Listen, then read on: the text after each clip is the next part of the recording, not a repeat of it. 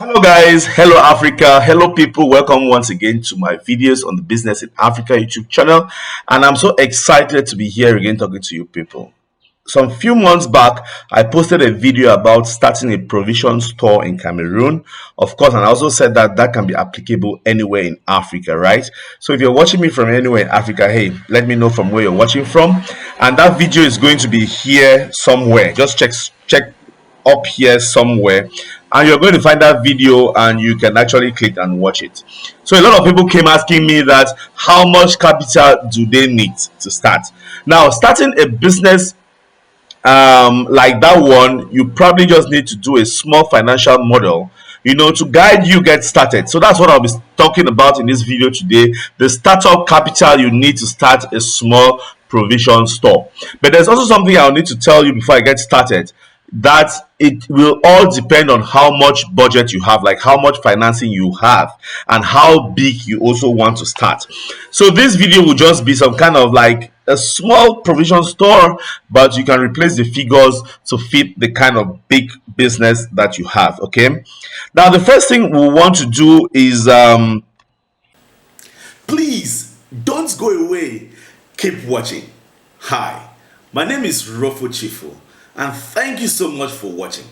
If you ever intend to invest in Africa, then I'll advise you to download my books on Amazon. These books are tools that's going to help you get started on the African continent. The first one right here is the business ideas for every African country. And the second one right here is the African Business Startup BRAINBOX. In this book, you are going to find the cost, estimated timeline, and the procedures of creating companies in every African country. So you see, if you intend to invest in Africa, then you must have one of these tools. Don't go away. now the first thing we want to do is you of course want to start with the rent, because rent is one of the highest things that will take your startup capital. So let's say you are in a small neighborhood and you might pay rent for $200. Now I'm using dollars because it can apply to anywhere you are in Africa, right? In any other currency you can just put that in. And if I'm saying that you are going to pay $200 per month, most of the time you will pay for at least 1 year or two. So in this case, I'm just going to put 12 months, which is 1 year. That gives $2,400. Okay. Now the second cost line that we are going to have here, the second cost line that I'm going to have here is refurbishment. Okay. Now remember, when you rent a space, you probably have to refurbish it, like to buy some few furniture, do some paintings, put shelves, buy tables, and all of this. In this case, I'm going to put this at $1,000. Okay. Now let me do this so that I have all the numbers come in dollars. Okay, so now we're going to have $1,000. Now the third thing that you should take into consideration is inventory. Okay, like what you are going to be selling, or stock as some people will call it. Now this will really depend on where you are and what you want to start with.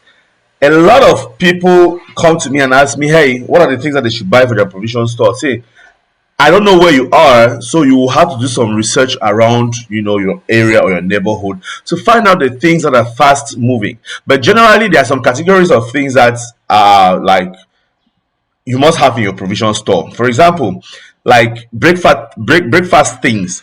You have things like sugar, milk, Ovaltine, all these things that people use to do breakfast. Most of the time, they run to the store to buy. Then you have cleaning agents like Omo, Savon, soap, all these bathing soaps, toothpaste, and the rest. People usually also just buy from provision stores around. And we also have some household or food items like rice, maggi, granite oil, and so on and so forth. So these things, you have to make a list of what you want to buy, and of course you go to the market and find out the prices.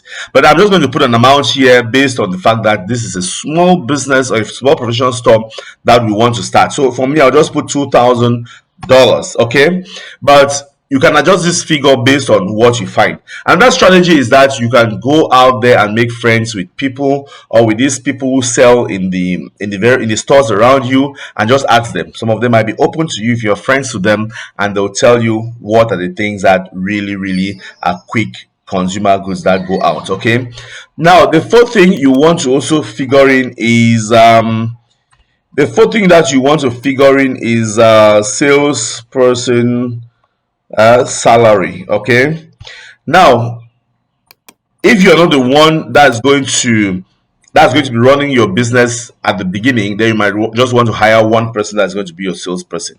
And in this case, I'm going to say, okay, let's say we pay $100 per month. I'm just saying, okay, you can change the figures, and I'm going to budget for 6 months. Okay, and then now the fifth one, I'll put marketing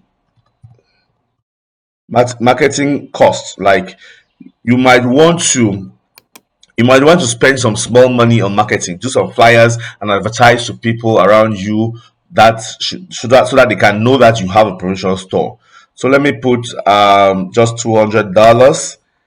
And then of course the last item on my list here will be miscellaneous. Okay, like, at the beginning you're going to spend on phone calls, transportation, and some other small expenses. So let me just bundle all of that up into $1,000. Okay, so guys, as you can see here, we are here at $7,200. But as I said, these figures can be adjusted by you to get started. So if you have this kind of money, you can start. In so many cases, some of these costs might not come into your capital, or your startup capital structure. Okay, so hope I was able to answer some of the questions that you keep asking. But if you have more questions about starting this kind of business, then drop it in the comment section below. I will come and do a video to answer these questions. My numbers are on the screen. If you need me for any consultancy, guys, contact me. Let me just put it here: plus 237 677875662. Okay, so that's, but what was this? Holy moly! He converted that to numbers. All right, that's my phone number there. And if you want to contact me for any advice, please, you can send me WhatsApp or call, and I will get to you as soon as possible. Thank you for watching, and I'll see you in my next video. Bye bye. Do you intend to travel to Cameroon for business, study, work, or tourism? Then contact Moss Travels and Tours. At Moss Travels and Tours, you can get quality assistance with your visa application process, work and residence permit processing, hotel reservation and airport pickup, car rental services, and many more. Call or WhatsApp Moss Travels and Tours on +237 696 856 540. Moss Travels and Tours, making your travel stress free. Please don't go away. Keep watching. Hi, my name is Rofo Chifu, and thank you so much for watching.